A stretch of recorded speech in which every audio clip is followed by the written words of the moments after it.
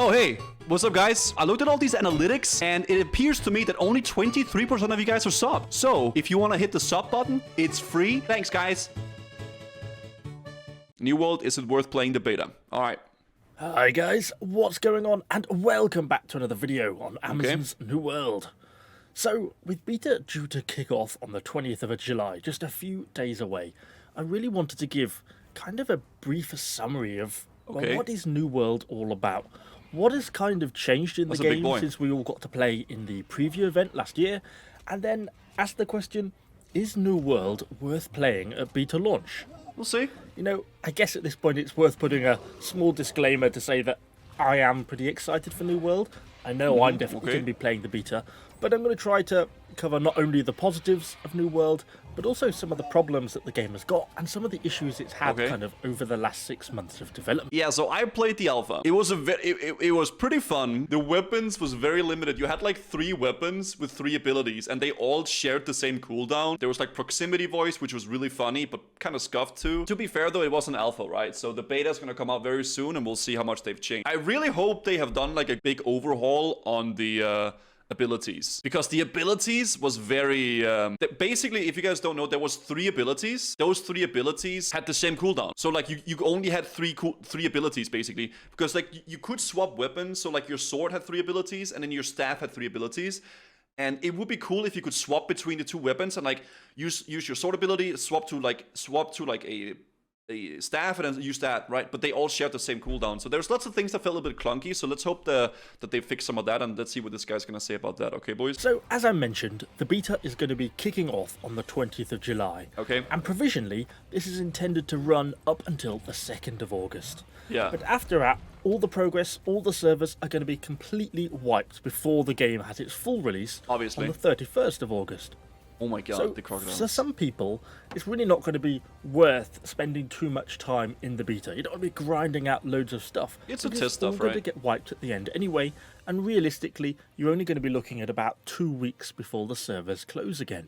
Probably. But for those of you who haven't been able to check out the MMO in alpha, or perhaps lost a little bit of interest in it, since the all I'm saying, boys, if you're gonna play this game, get ready for some extreme tree cutting and mining, okay? Because that's like a big part of the game. Professions is a big part of this game, okay? Preview event last year, and really want to see what the game has become. How has it progressed over the last year? This is a really good opportunity for you to kind of get into the MMO, see what it's about, and see if it's going to be the game that you want it to be. Because, boy, has this MMO evolved over its lifetime. Hopefully. When you consider where the game was back at the preview event in August last year, it feels like New World has come along a tremendously long way. We'll see. One of the real main criticisms of the game at that time was really the lack of content, particularly in the... Yeah, that was a big one. It felt like there was just nothing to do, apart from like the random interactions, right? It was very lackluster, but that was because it was an alpha, right? It was an alpha, so that's to be understandable, right? It's always really hype when there's like new MMOs, guys. I like this, man. Like, I don't know if this is gonna be the WoW killer, but regardless of that, it's always fun having new MMOs and having like hype for the genre, right? So we'll see how it goes. The end game and sort of the mid game as well. WoW is the WoW killer, perhaps. Don't forget, not that long before, the game had transitioned from a full survivalist, full loot MMO into its current, much more sort of traditional MMO format. Yeah. And actually, it's quite a radically different type of game when you think about it, and that's required a serious amount of reworking on the part of the Amazon devs. At the time of that transition, there was obviously a lot of upset from the sort of more hardcore PvP side of the community over the change. Like the graphics. And that's kind of very understandable. The game has changed a lot from what people initially thought it was going to be. Or the gun was OP, I remember that. Recent additions, we are really starting to see pretty big improvements. The guys over at Amazon seem to have taken heart to the issues around the lack of sort of mid and end game content, and we've introduced a plethora of new features. Okay. For example, we've had new regions like Where's the hammer? Scale, Reach, Weak Water. We've had the whole introduction of expeditions, Gardens of Genesis, Amrine Excavation, for sort of mid all the way up through to the end tier stuff. Oh, and, we've had things like Outpost Rush, which you can see. You can like build it's the same way as in Ashes of Creation, where you build up the city, and the city becomes stronger and stronger when you do stuff in the city, right? On the screen now, all these features trying to sort of bulk out the end game content, adding a lot more there. Yeah. You know, and of course, there are still players that are That machine- disappointed Jesus. with the direction of the MMO. But I think more recently we've started to hear some previously skeptical players starting to be won over with the speed and kind of the development direction in which the game has been going. Yeah. And so in that sense, I think it's absolutely worth checking out what the guys That over seems at Amazon OP, have that done thing there. in the beta. We have also seen a lot of improvements to the questing system in New World. You know, if you, like me, spent any sort of amount of time playing in the preview event or the alpha, you'll soon have realised that the vast majority of not only the main storyline quests, but also all of those little side quests were either like, go kill X, go collect X. To be fair, that's like most MMOs, man.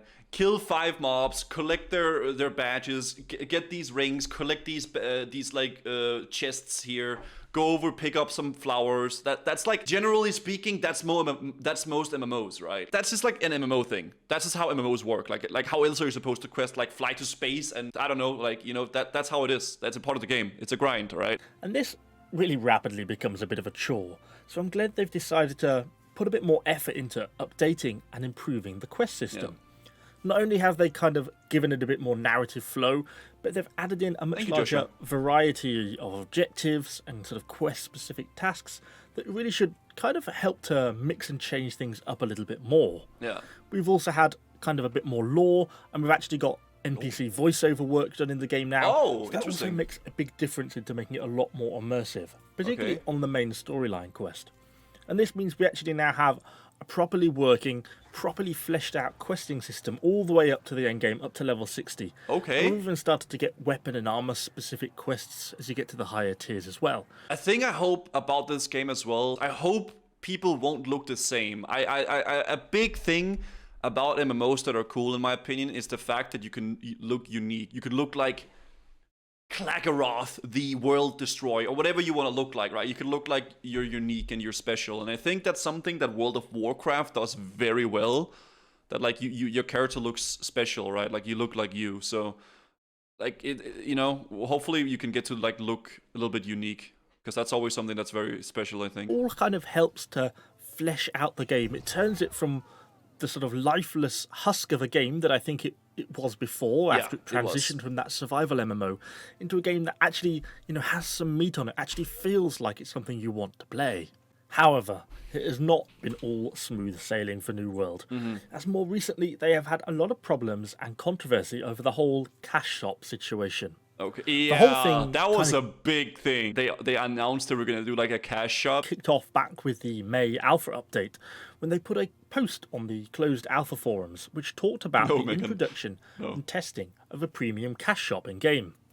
It started off pretty reasonably, talking about things like the sale of cosmetics, character skins, which I think you know we'll all agree is perfectly acceptable sort of things to sell in store. But they included other things, dyes, company quest, emotes. All fine, completely happy with all that. I'm fine with cosmetics. Like, that doesn't... To me, that's like, okay, whatever. You can buy a pet or you can buy, like, something. But, like, when it becomes, like, you know, pay to win, where, like, you buy something and you get, like, an advantage over other people, that's where it becomes an issue with me, I think. But the post then went on to say they may also sell quality of life items and in-game boosters. Well... yeah, that went down well. Within hours of the post, it kind of been shared, and really, Amazon had a pretty big, pretty like PoE angry does. mob PoE on has their like purely doorstep cosmetic. before too long. Ultimately, they kind of went on to confirm a bit more that certainly nothing pay to win is going to come out at launch or within the first year. That axe looks sick, man. It may get reviewed after that later on down the line. I'm still kind of not thrilled about this. I really think they would be much better off just flat out keeping it out the game. And I think they would be much better off at launch if they committed to that and just committed for that for the life cycle of the game. Because I think more people would be interested then. More people would want to play. More people would be involved in the game. But I suppose to some extent in reality, you know, a year after launch, I think most of us who play at launch are probably going to already be level 60. Yeah, you know, boosters probably aren't going to make a great deal of difference to us because we're already going to be max level. I would kind of prefer to see a system more like World of Warcraft where we have sort of set expansions and maybe one a year or something like that would be a more reasonable way of doing it. Okay, so fair enough. when does the beta actually kick off? I do think expansions are good in a sense that they develop hype, right? Like it's a good hype thing. It's the same thing with like games that have seasons. Like seasonal games, it's like big hype period where a lot of people are playing and coming back to the game, right? So you have to convert to whatever your relevant time zone is. They're also actually going to be doing a live stream 30 minutes before the servers open up, in which supposedly there may be some Twitch drops. So it may actually be worth hopping over and checking that out. Sadly, we don't have the that. Servers are then going to remain open until 7 a.m. UTC on the 2nd of August. Anyone who has pre-ordered the game will get access to the closed beta, and if you haven't pre-ordered, you still have a chance to be selected to play at random if you sign up through the website testing sign up. Finally, if you're coming to the game sort of quite close to the start, like after the 17th of July, or during testing, it's probably better to pre-order the game and get access through Steam, as it can take 48 hours to get your game key after ordering if you go just through the Amazon website itself. Okay. So, is the game worth checking out? In my opinion, absolutely. They've certainly had their share of problems. Before he ends on his note, I think like if you're interested in MMOs and like you've been interested in the game, probably check it out. If you're not, you can check out some streams. There's gonna be plenty of people streaming it as well, right? Like if you don't want to spend like the money on like pre-buying it already, right? You can just check out some streams, seeing if like you enjoy that, right? I was kind of particularly annoyed about the whole cash shop saga, but the game they've actually built is really looking very promising. Yeah. And if the speed of development that we have seen over the last sort of 4 or 5 months is anything to go by, then we are going to be getting a lot more content and a lot more exciting additions coming to the game going forwards. We've seen some really good additions and some really nice progress. The quality of the game seems really good, and I've not really had any bugs or major game-breaking issues. I want to try like a dungeon in the game. I think it's going to be really quite good, and I honestly can't wait to get stuck into the game at beta. I'm going to be doing a lot of guides and coverage of the game once it comes out, so do be sure to subscribe to the channel for a lot more New World content. I'll give him a little sub there. Hopefully you've enjoyed the video, and I hope to see a few of you in the beta. What do you think is going to happen, Guzu? Will you like it? Well, I don't know. That's why I'm going to try it out.